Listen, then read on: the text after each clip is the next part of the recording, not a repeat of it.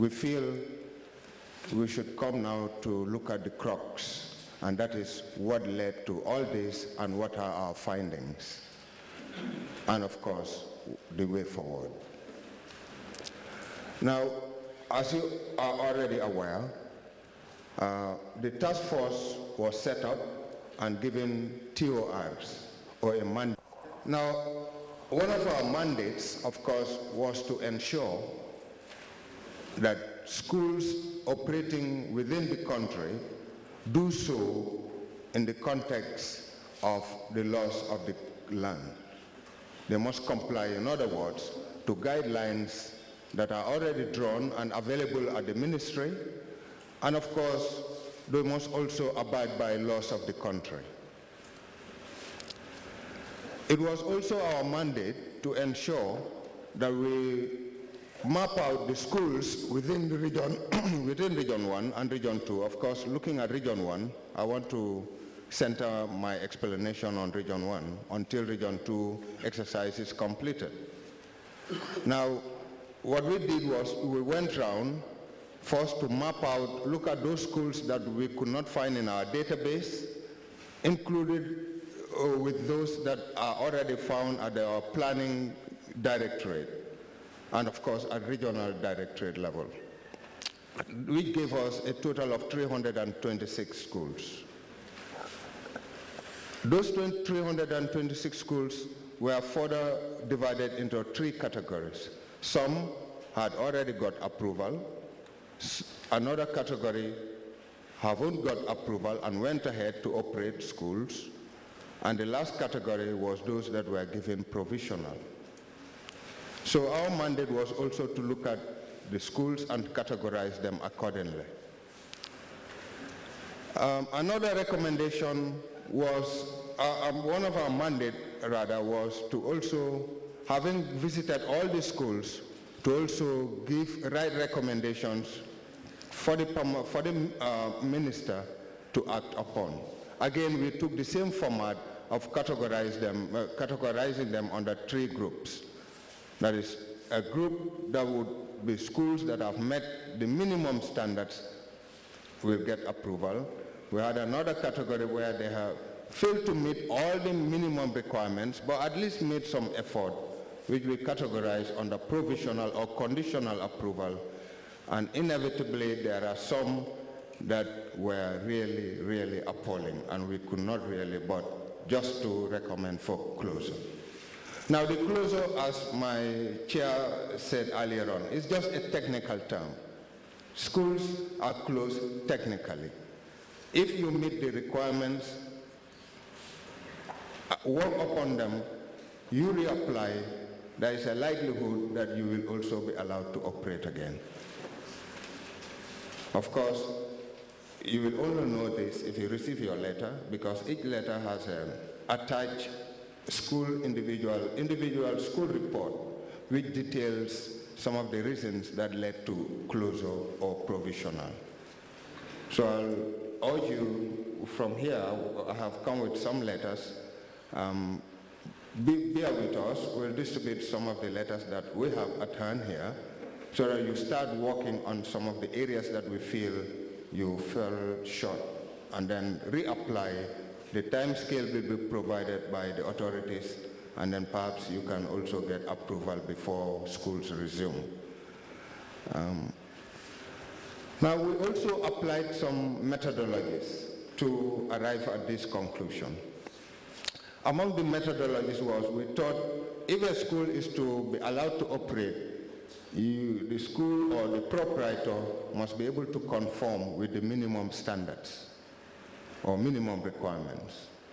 Those of you who have accessed the guidelines for opening schools would know that for a school or for someone to operate a school, first of all, there must be land, you must have the infrastructure, there should be water supply, which is very basic, and there should be also toilet facilities, among others. The first thing that the task force did was to first look at the data that is available at the ministry, that is at the regional level and also at the headquarters level, that is planning, to ensure that we have a comprehensive list of schools that need to be verified. Then after that, an area survey was conducted to ensure that all schools in Region 1 are captured. Then from that mapping exercise, then the list was updated to incorporate all schools that were there. Then after that exercise with the comprehensive list, the team developed what we call the assessment form. That is the instrument that will be used during the exercise to fill in the necessary information that will guide decision of the task force members. When the form was developed,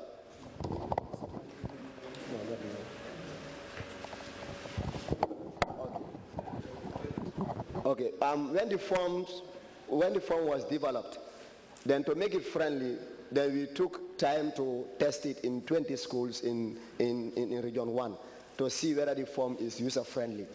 Then the feedback we got, we upgraded the form, and this was the form that was used throughout the exercise. And a template was developed as a reporting format, what we call the individual school report form, that we use to fill in the information that we got from. Okay, I think we have been distracted by the photos. Okay. Okay. Then after that, the development of the instruments, the team called up a meeting to sensitize all proprietors and proprietors at Region 1, where all were called to go through the form with them to make it very easy for them. And after that exercise, the forms were distributed and follow-up visits were made to schools 2 weeks later or months later, depending on the duration of the exercise. And after the exercise, the team write individual report for each school and with recommendations, and that's where the decision was taken. Then during the exercise, it is evident that, as we are seeing in some of the photos, we've realized that schools were operating with one lancing for more than 2 schools. Like you have CSS nursery with 1 certificate in Bundung, in Latrikunda, and in Kanifing with 1 lancing. That was also evident during our exercise.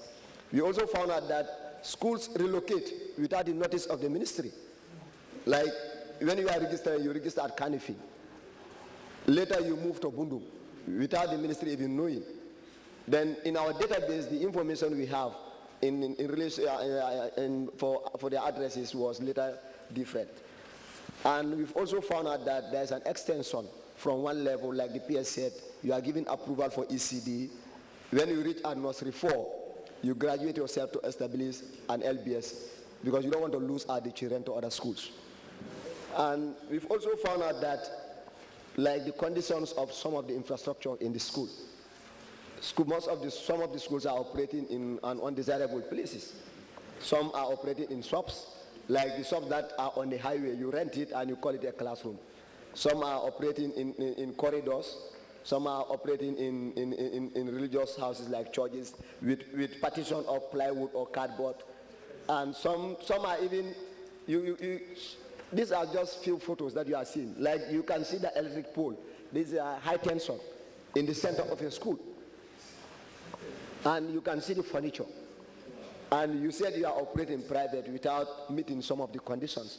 If you look at the toilet facility, some schools you don't even have a water. The children need to eat themselves. They have to do other things. They need to drink. But they keep them on those conditions, poorly ventilated places. Some classes are overcrowded. You can see a classroom of, we've seen a school of, you see this land house buildings, the city room and a bedroom with 200 kids.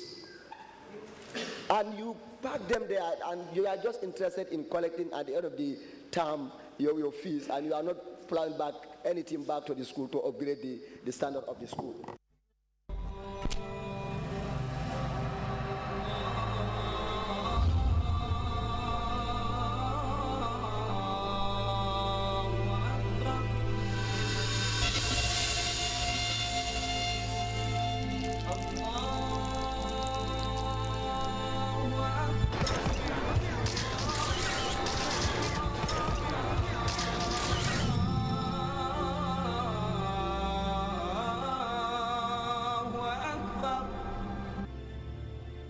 Present.